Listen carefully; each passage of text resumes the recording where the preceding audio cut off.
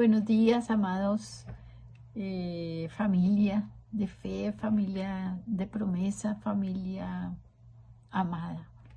Los bendigo en el nombre del Padre, del Hijo y de su Santo Espíritu.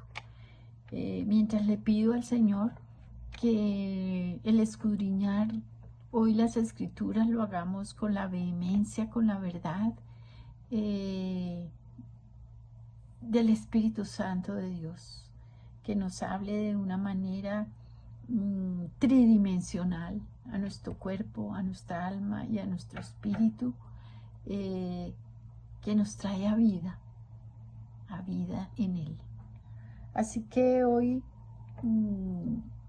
le pedimos, Señor de señores y Rey de reyes, que nos hables de una manera sencilla, capaz de entender estos principios que solamente en ti podemos lograr. Ayúdanos, Señor, no solamente a entenderlos, sino a vivirlos y tener claro que nuestra vida en ti es en el Espíritu.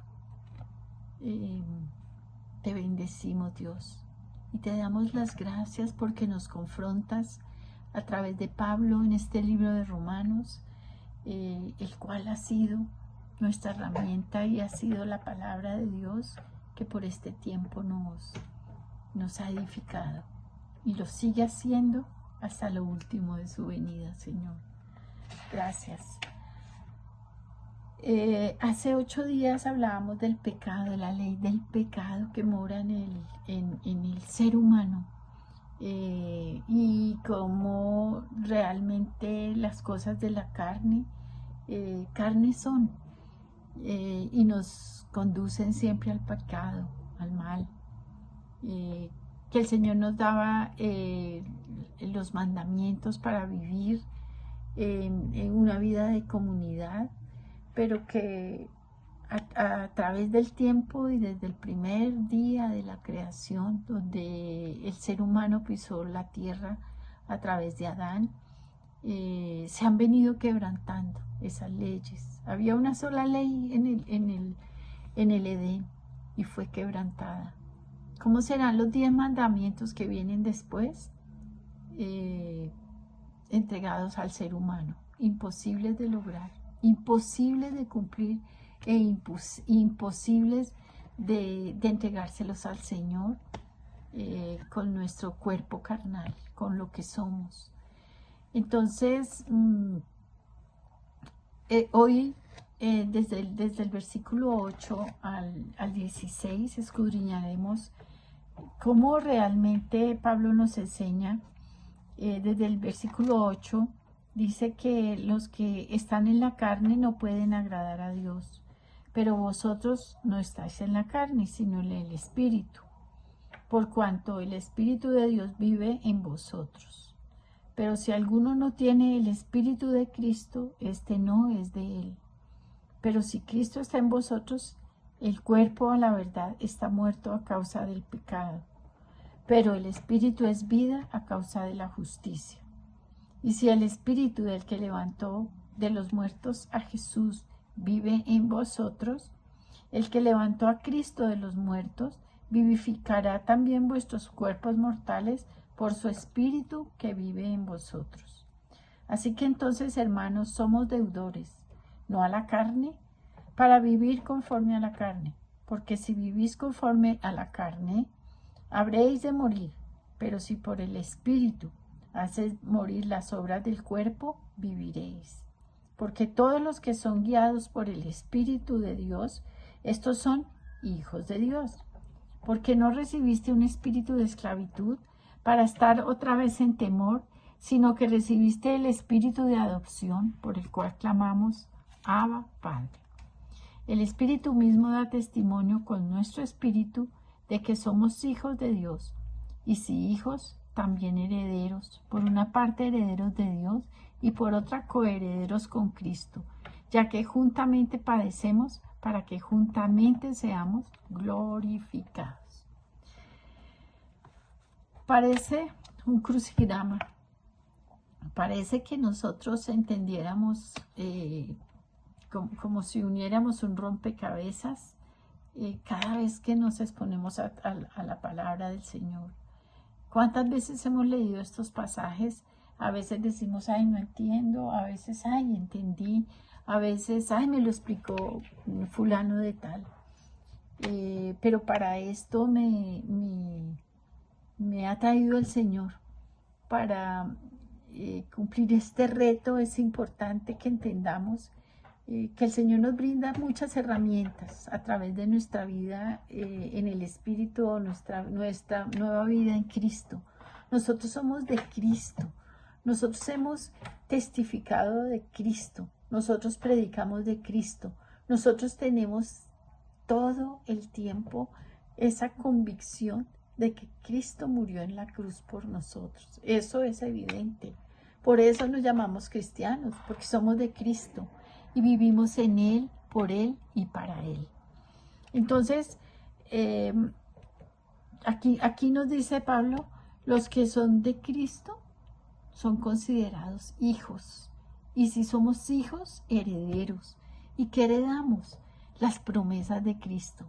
Lo que Él nos dijo, lo que Él nos enseñó cuando caminó en este planeta, lo que a través de sus discípulos dejó escrita en su palabra. De ahí hemos aprendido, de ahí hemos entendido que el Señor Dios nos da esa facultad y ese regalo de ser llamados hijos, y como hijos herederos y coherederos de las promesas de Cristo. Entonces, este reto de Romanos 8, desde el 9 en adelante, nos dice, vivan en el Espíritu.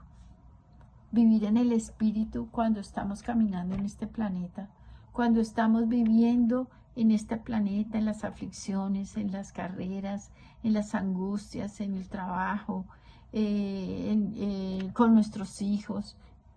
No es fácil, no es fácil, porque la carne, porque la debilidad de mi ser tripartito, de mi ser tridimensional, siempre tiene que ser trabajado por uno solo, y es el Espíritu de Dios en mi vida. El Espíritu de Dios en mi vida habla a mi espíritu y me trae la convicción de pecado y me trae la convicción de necesidad de Cristo. Ese Espíritu Santo hablando a mi espíritu impacta mi alma que vive de emociones, de mente, de voluntad. Algunos estamos siempre satisfaciendo esas necesidades. Unos somos tremendamente emocionales, entonces lloramos por todo, o reímos, o estamos en ira, o estamos en miedos, en disensiones, ¿sí? Y para otros, vivir en la carnalidad de este cuerpo mortal, como lo dice Gálatas. En Gálatas vamos a mirar cómo realmente Dios nos enseña dos partes: las obras de la carne que nos llevan a pecar, que nos lleva a distanciarnos de Dios, que nos lleva a tener una vida aferrada a las obras de la carne. ¿Y cuáles son esas obras de la carne? Son disensiones, son herejías, son celos, iras, contiendas, divisiones, truhanerías que cometemos. Ay, me va a pasar el semáforo en rojo porque nadie me ve. Pues son obras de la carne. Voy a hacer aquello que no debo hacer porque pues no me está mirando, y todas esas cosas de la carne nos lleva a distanciarnos y a decir estar en contra del Espíritu, como lo dice Gálatas, repito, porque si sois guiados por el Espíritu no estás bajo la ley. Y evidentes son las obras de la carne, las cuales son inmoralidad sexual, impureza, lascivia, idolatría, hechicería, hostilidades, contiendas, celos, iras, rivalidades, disensiones, sectarismos, contra las cuales os amonesto, dice Pablo, de antemano, como dije antes, que los que practican tales cosas no heredarán el reino. Nos distancian del reino, están a kilómetros del reino. Si el reino está al norte, yo estoy al sur. Nada tengo que ver con cuando yo practico tales cosas. A veces soy hostil con mis hijos, ¿por qué no decirlo? Soy hostil con la empleada. A veces tengo iras tremendas, las mismas que manejé toda mi vida, y saltan porque esta carne las ha captado, las ha vivido, las ha manejado de por vida. Entonces yo sigo en la misma borrachera de ayer, en las mismas rivalidades, en las peleas, en las angustias, en las carreras, de los celos, porque tengo, porque no tengo, porque le dieron a él y a mí no. Entonces dice que no heredaremos el reino. Mira qué sutil es la palabra de Dios, qué profunda verdad el saber que nosotros nos alejamos por nuestro cuerpo mortal. Nosotros somos seres que nos inclinamos al mal permanentemente, ¿sí? Aún en nuestro pensamiento, aún en nuestra manera de referirnos, aún en nuestra manera de trabajar, ¿sí? Y pues prácticamente nos deberíamos sentir incapaces de hacer esto, incapaces de cambiar, incapaces de poner a un lado toda esta naturaleza. Pero tenemos hoy la gran tranquilidad y el gran reposo que nos da el Señor hoy para pensar que no lo hacemos en nuestras fuerzas, para saber que no somos nosotros con nuestra humanidad, sino que es el Espíritu Santo de Jesús que habita en nosotros. Si alguno tiene el Espíritu de Jesús, ese es llamado Hijo de Dios. Y como hijo, Él trabaja en sus hijos y nos da esas herramientas y nos da esa herencia para poder caminar en el Espíritu y saber que somos llamados hijos de Dios, porque hacemos lo que a Él le agrada, porque dejamos esta milicia de la carne y nos metemos a la milicia del Espíritu. ¿Cómo? ¿Cómo lo hacemos? Dice que con el fruto del Espíritu. El Espíritu Santo de Dios trae esas herramientas básicas para que nosotros podamos combatir esas obras de la carne. ¿Y cuáles son? Amor, gozo, paz, paciencia, benignidad, bondad, fidelidad, mansedumbre, dominio propio. Contra tales cosas no hay ley. No hay ley. Tú las puedes coger a cabalidad, las puedes sobreabundar en tu vida porque te las está dando a borbotones el Espíritu Santo de Dios. Es el fruto del creyente. Una vez que recibimos al Señor poderoso y grande clavado en la cruz, Él nos manda esas zarras del Espíritu. Él nos manda el Espíritu Santo de Dios que no nos abandona ni un instante. Aunque nosotros en infidelidad lo dejemos, Él sigue fiel a nosotros, sigue trabajando, sigue intentándolo. Es como ese ayo, ay, te caíste, párate otra vez, vamos para adelante. Ese entrenador que juega todos los días tenis con un muchacho y hoy me fue terrible, pero fue allí, le dijo, no te preocupes, esto debes mejorar, levántate y sigue. El que corre, el que tiene un entrenador lo sabe. Nosotros somos entrenados permanentemente por ese Espíritu Santo de Dios, ese regalo invaluable, ese regalo que todo creyente debe recibir con alegría y gozo.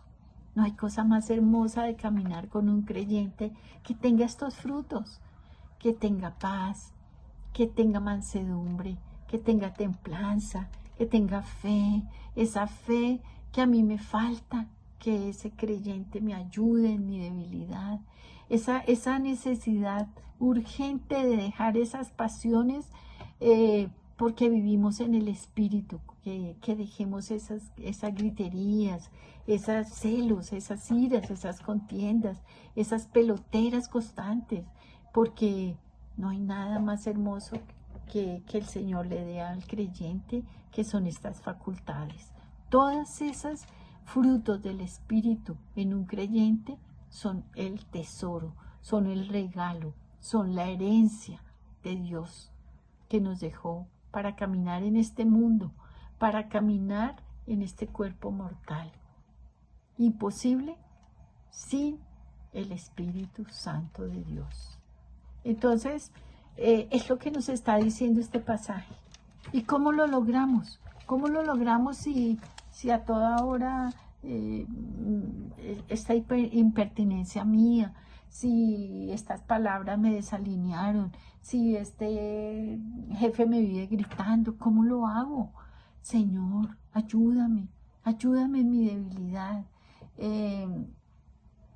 Cuando realmente seguimos escudriñando, tenemos que reconocer que Dios sí nos da las herramientas, que Él nos enseña y nos guía, no nos abandona, no nos deja solos, y que tenemos esos frutos para avanzar. Ahora quiero hablarles de 7 características y 7 herramientas que nos da el Señor para que podamos andar en el Espíritu. La primera de ellas es reconocer que tenemos un ser que tiene cuerpo, que es lo que nos une a este plano material. Un cuerpo que se debilita, o un cuerpo que se queda dormido, un cuerpo que siempre quiere estar en las pasiones de este Gálatas 5, que está permanentemente jalándonos, y que tiene un alma, esa alma que tiene emociones, mente, voluntad, que a toda hora está animándonos o desanimándonos, está subiendo nuestro ego o lo está por debajeando, un alma que sufre, que se aflige, un alma que en todo tiempo tiene necesidad de figurar, un alma que ya está en ti, como tu personalidad, como algo pegado a lo que tú eres. Entonces, esa alma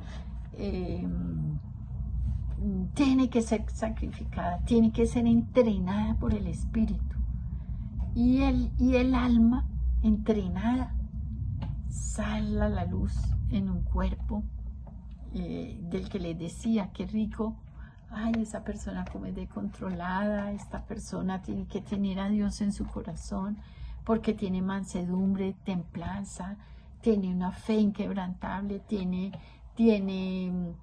gozo permanente, paz. Y yo quiero estar, y yo quiero eso, yo lo quiero. ¿Cómo lo logro? Rompiendo este cascarón, rompiendo, dice Pablo, que esa es la vida cristiana, romper este cascarón de muerte. ¿Quién me librará de este cuerpo mortal?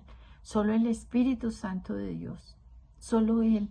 Entonces ese cambio viene de adentro hacia afuera. Ese cambio no lo puedo lograr yo con afligir mi cuerpo, con latigarme porque pensé mal, porque obré mal. No, lo logro a través del Espíritu Santo de Dios que está en el interior de mi espíritu, que controla el alma y el alma al cuerpo.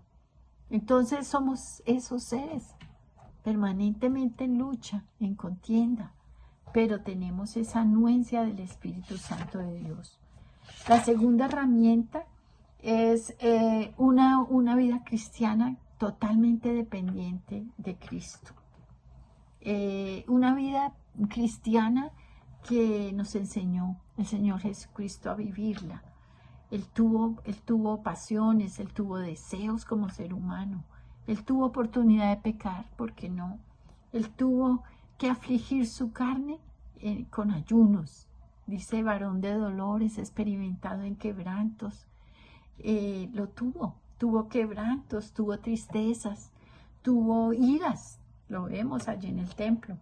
Pero nos ayudó a entender que tenemos un Dios al cual clamamos, Abba, Papa, Abba, Papito, ¿sí? Y que Él viene en nuestra ayuda, como el padre que está en el parque y ayuda al niño en el columpio, que lo ayuda en el rodadero. Ese Abba viene corriendo a nuestra necesidad. Pero si yo dependo específicamente de Él, con la fuerza de Él, no en mis fuerzas, no en mi esfuerzo, es que yo me esfuerzo pero no puedo, no, es que es Él en mí, el que habita en mí, en Él está toda la plenitud de la deidad, en Cristo. Y Cristo en nosotros, esperanza de gloria. Cristo en nosotros obra. Entonces somos lo que Cristo nos deja ver a través de nuestro rostro, que somos de Cristo. Lo que Él nos enseña, lo que Él nos dice, lo que Él nos heredó. La tercera es permitir que Dios quebrante tu hombre exterior. El quebrantar tu hombre exterior es romper, como les digo, este cascarón que tira siempre al mal. Y cómo se rompe, como lo hizo el Señor Jesucristo. Dice que por cuanto Él fue quebrantado, aprendió obediencia. El Señor Jesucristo en Colosenses. Me gustaría ir a Colosenses para que leamos ciertas apartes que son tan bonitos. Es un libro muy precioso que habla de la persona de Jesús. Dice de esa naturaleza divina que nos completó a nosotros. Con que, mira, voy a leerlo en Colosenses 2:8.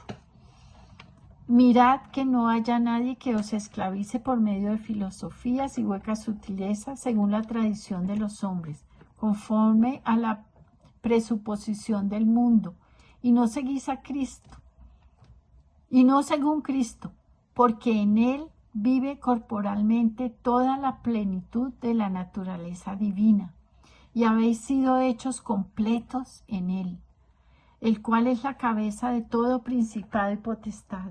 En Él también fuiste circuncidados con una circuncisión no hecha de mano, al despojarnos del cuerpo de la carne mediante la circuncisión de Cristo, habiendo sido sepultados juntamente con Él en el bautismo, en el cual también fuiste resucitados con Él por medio de la fe en el poder de Dios, que lo resucitó de entre los muertos, y a vosotros estando muertos en sus delitos y en la incircuncisión de vuestra carne, os dio vida juntamente con Él, y perdonándonos todos los delitos, cancelando el documento de deuda de los decretos que nos era contrario, y lo quitó de en medio clavándolo en la cruz, y después de despojar en ella a los principados y a las potestades, los humilló públicamente al llevarlos prisioneros en desfile triunfal. Fíjese la obra de Cristo tan perfecta. Fíjense cómo realmente Él en su naturaleza tenía toda la facultad divina, toda la plenitud de la divinidad de Dios.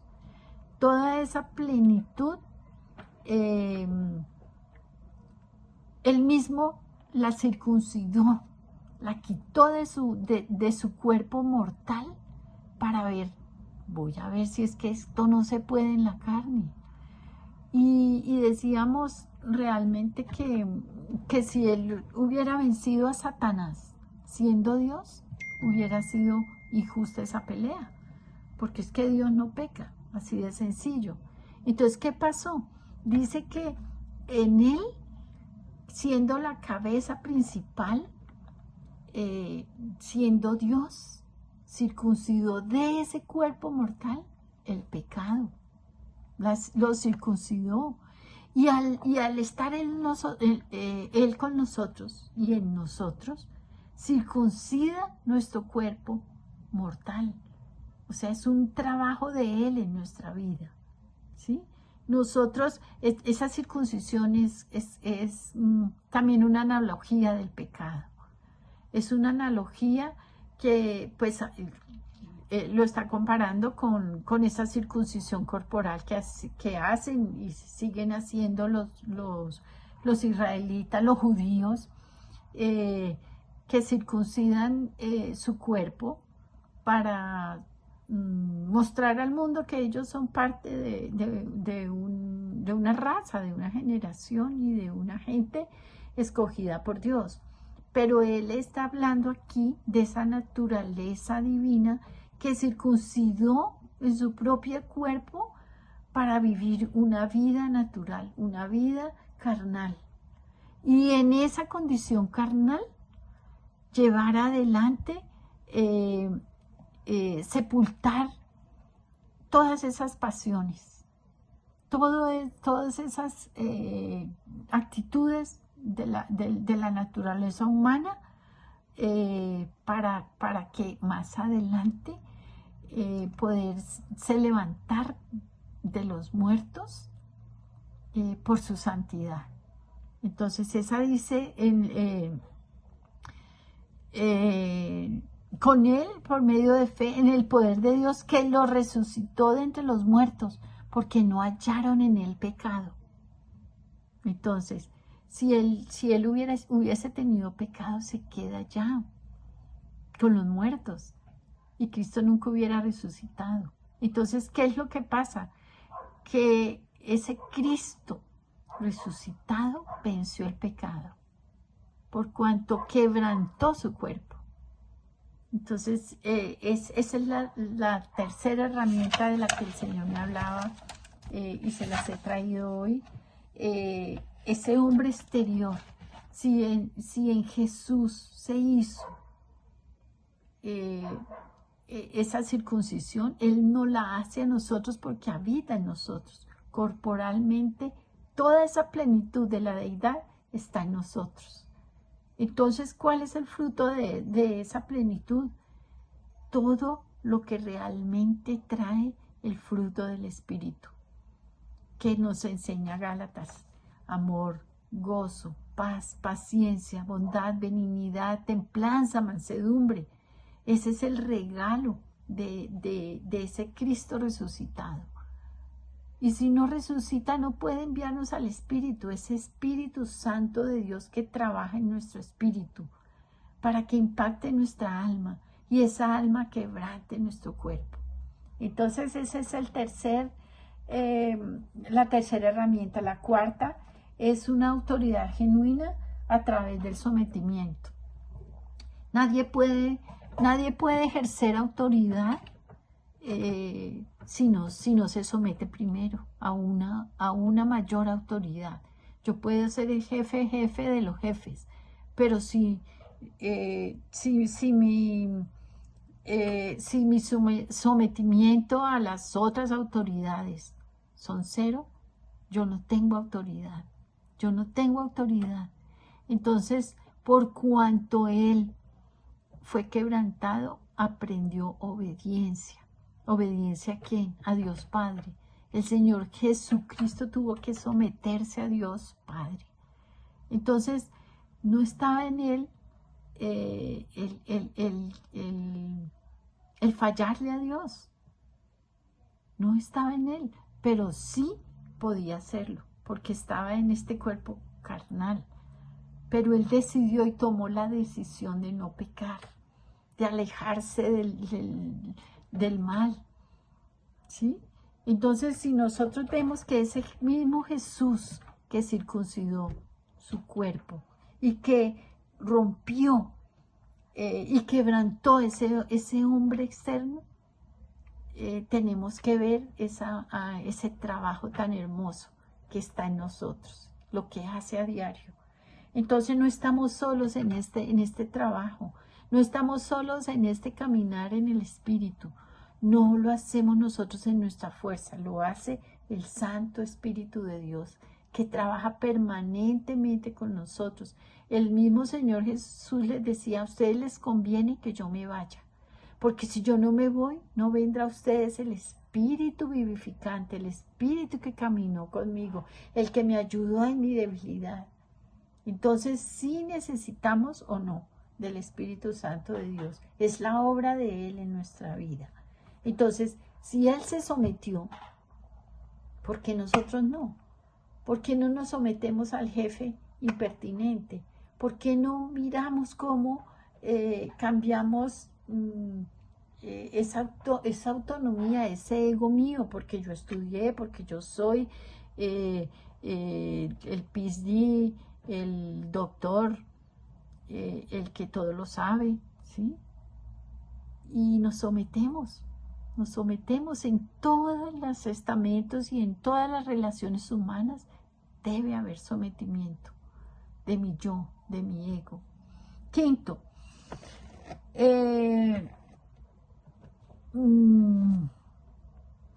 caminar permanentemente en la unidad del cuerpo.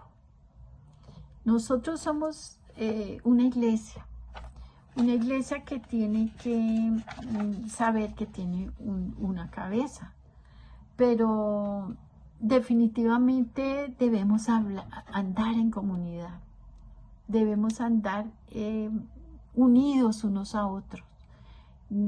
Es una relación divina la que Dios ha dado dentro de una iglesia. Entonces no podemos decir, ay, yo no necesito de estarme congregando. Yo hago mi devocional, yo tengo mis charlas con el Señor, mi diario comunión con Cristo está aquí, Él y yo, yo y Él. No necesito de una iglesia. Y resulta que es el gran regalo también. Ese también es una herencia que el Señor nos dejó aquí plasmada. El Señor vino a fundar su iglesia. Y Él, en esa comunión, Él llamó a Pedro, a Juan, a Esteban, a Andrés, caminó con todos ellos en comunidad. Esa es la iglesia que Él vino a fundar. Entonces es una herramienta necesaria para el creyente, su iglesia. El venir a congregarse, no dejar de hacerlo como algunos tienen por costumbre, dice Hebreos, sino que nosotros tenemos que caminar, porque yo necesito la fe del otro cuando la mía flaquea, porque yo necesito la fortaleza de mi amigo o de la persona que me está enseñando fortaleza, porque él la tiene y yo no, porque me debilito, porque necesito la esperanza de otros cuando la mía se desvanece. Eso que yo no tengo, eso que a mí me falta. Yo tengo muchas fortalezas en mi vida espiritual, pero tengo muchas debilidades también. ¿Y quién me ayuda? Mi iglesia. ¿Y quién me ayuda? Mi amigo, el que está al lado, el que tiene esos dones que el Señor le dio. Él repartió con generosidad los dones a su iglesia. No se los dio a una sola persona para que los administre como bien le parece, no. Él dio dones a los hombres y como tales esos dones están al servicio de todos. No quiere decir que yo me vuelva dependiente entonces de mi discipulador. Entonces si él no pudo reunirse conmigo esta semana, entonces yo no voy a andar y no voy a funcionar y es que lo tengo que llamar a 80,000 veces. No, tengo la anuencia del Espíritu, tengo la ayuda del Espíritu. Y eso es lo que un discipulador debe hacer, unir a esa persona con el Santo Espíritu de Dios y que ya no dependa de mí, ¿sí? Es una dependencia malsana, Eso no debe pasar. Yo debo tener esa interrelación, esa necesidad del otro. Es rico abrazarnos, ese tenernos el uno al otro, porque lo que él tiene yo lo necesito, repito, y lo que yo tengo lo necesita también mi iglesia. Necesita que yo le dé, que yo le aporte, que yo le enseñe y que ellos me enseñen a mí. Es una correlación permanente de su iglesia amada, es un regalo divino. Entonces, ¿qué más? Cuando yo ya me doy cuenta de que mi vida ha cambiado y que el trabajo del Espíritu Santo ha sido bueno, es cuando realmente yo debo aplicar ese poder de la cruz en mis hermanos, en mi vida, en mi familia, en mi casa, en mi trabajo, porque es la sexta herramienta que yo tengo, es aplicar el poder de esa cruz diariamente a todo lo que yo hago. O sea que yo soy testigo y soy testimonio de esa cruz, y por eso me llamo cristiano. Y por eso puedo vivir una vida entregada totalmente a Él. Entonces esa herramienta de la cruz es permanente, es permanente. Yo no puedo hacer morir las obras de mi carne sin la cruz de Cristo. Y no tengo frutos dignos de esa cruz si no veo la obra del Espíritu Santo en mi vida.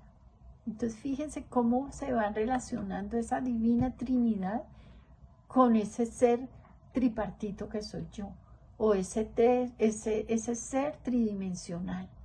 Igual es Dios, igual es Dios. Él se revela a nosotros en toda la plenitud de la verdad, dice Colosenses.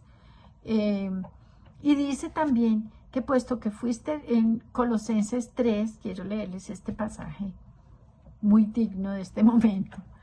Dice, pues si fuiste resucitados juntamente con Cristo, buscar las cosas de arriba, donde está sentado Cristo a la diestra de Dios. Pensad en las cosas de arriba y no en las de la tierra, porque moristeis y vuestra vida ha sido escondida con Cristo en Dios. Cuando Cristo vuestra vida sea manifestado, entonces también vosotros seréis manifestados con Él en gloria. Haced morir pues lo terrenal en vuestros miembros, fornicación, impureza, pasión desordenada, deseos malos y a la avaricia que es idolatría, cosas por las cuales viene la ira de Dios, en las que también vosotros anduvisteis en un tiempo cuando vivías en ella. Pero ahora desechad también vosotros todas estas cosas, ira, enojo, malicia, maledicencia, lenguaje obsceno de vuestra boca. Fíjese que son, otra vez, como Gálatas, frutos de la carne, que saltan en un momento dado. Y aunque el Señor esté trabajando ahí, si yo no le permito hacerlo, si yo no permito que Él vivifique mi cuerpo mortal y me lleve a la resurrección de Cristo, no lo podré lograr. No lo podrá lograr el Señor, porque es un acto de mi voluntad, es un acto de mi alma, que ya no se mide por emociones, ni por mente, ni por voluntad propia. Es Él el que maneja mi vida, es Él el que me da el consejo sabio, es Él el que tiene que, con su permanente anuencia, enseñarme, adiestrarme y levantarme a resurrección. Entonces morir lo terrenal es permanente, es diario, hermanos. No es que yo ya morí una vez y no, es diario, porque tengo pensamientos que no son de Dios, porque me saltan nuevamente esas iras, esas celos, ¿sí? Entonces aquí lo dice, háganlo morir, es un acto de su voluntad, pero con la anuencia, con la ayuda. ¿Y cómo lo hacemos? con el poder de la cruz y la resurrección. El número 7 es caminar permanentemente, consistente en el Espíritu, como es mi forma, perdón. Caminar consistentemente en el Espíritu como tu modo de vida. Es mi modo de vida. Ya no puedo volver atrás. Ya se me volvió costumbre. Ya esto que estaba adiestrado al mal, ya no puede hacer el mal. Entonces, el que hurtaba ya no hurte, el que pecaba ya no peca, el que tenía iras ya no las tiene, el que no tenía dominio propio ya lo tiene. ¿Por qué? Porque yo camino constante y permanente, diariamente con Él. Y Él trabaja en mi espíritu. Y Él lo hace con amor. Y Él lo hace dándonos esas herencias de su gloria. Y entonces ya nosotros vamos a caminar en esa gloria prometida, en esa herencia de su verdad. Ahora, como epílogo, dice que en Hebreos 4:11 dice: procuremos pues entrar en aquel reposo para que ninguno caiga en el mismo ejemplo de desobediencia, porque la palabra de Dios es viva y eficaz, y más cortante que toda espada de dos filos, y penetra hasta dividir el alma y el espíritu, y hasta las coyunturas y las tuétanos, y es capaz de discernir los pensamientos y las intenciones del corazón. Y no hay criatura escondida en su presencia, antes bien, todas las cosas están desnudas y expuestas a los ojos de aquel a quien tenemos que dar cuenta. Entonces, fíjense, ya no somos las mismas personas, ya no somos los que militábamos en la carne, ya no podemos, o sea, nuestra naturaleza y ese Cristo en mí no permite que yo siga militando en las obras de la carne, no me permite, no está ya en mi naturaleza, Él las erradica, Él las saca. ¿Y por qué se los digo? Porque la palabra de Dios penetra a mi espíritu. Esa es la herramienta última que hoy les traigo. Esa herramienta de la palabra de Dios, esa que me confronta cuando yo me siento, yo estoy haciéndolo mal. Esta palabra que penetra hasta partir mi alma y discierne mis pensamientos y las intenciones de mi corazón.